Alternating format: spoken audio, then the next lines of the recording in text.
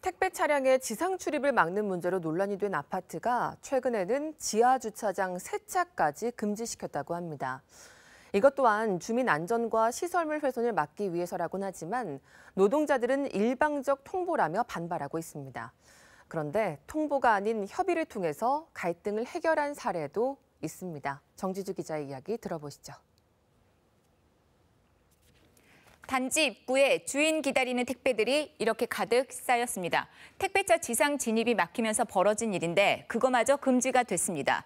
자, 이렇게 손수레가 등장을 했고요. 단지 크고 물량이 많습니다. 택배 노동자들 하루 몇만 보씩 걸었다죠.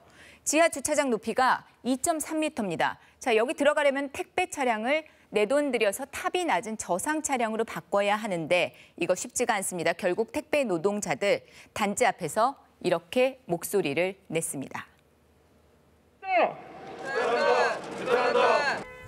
탑을 깎으면 되는 거 아니냐. 정말 쉽게 이야기합니다. 들어가는 돈만 몇백만 원입니다. 허리를 제대로 펴지 못한 채로 물건을 싣고 정리하고 내려야 하니 이 과정에서 허리, 무릎 다친 기사도 택배 기사도 정말 많습니다. 해당 아파트는 안전과 시설물 훼손 등의 이유를 들어서 택배 차량의 지상 출입을 금지했습니다. 지하로 가라는데 차가 높아서 들어갈 수가 없습니다.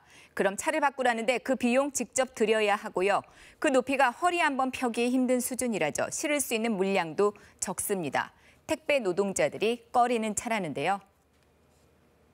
자, 최근에는 출장 세차마저도 막은 것으로 알려지면서 논란이 됐습니다.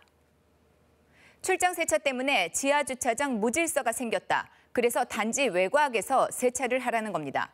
아파트 측은 지난해 11월부터 공고문을 붙였고요. 계도를 했다며 문제가 없다는 입장인데요. 한 세차업체 관계자 10년간 이 일을 했지만은 출입을 막은 아파트는 이번이 처음이라고 말을 했고요.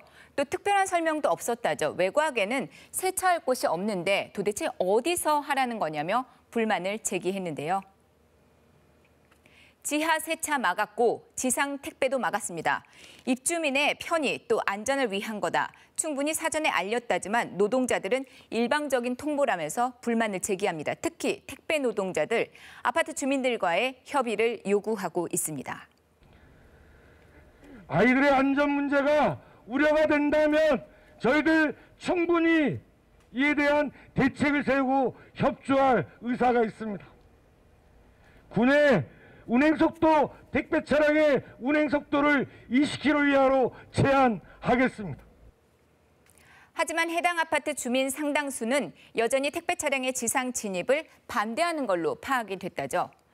원만한 합의가 진행되지 않을 경우에 택배 노동자들은 오늘부터 단지 입구에 다시 택배를 쌓겠다고 밝혔습니다.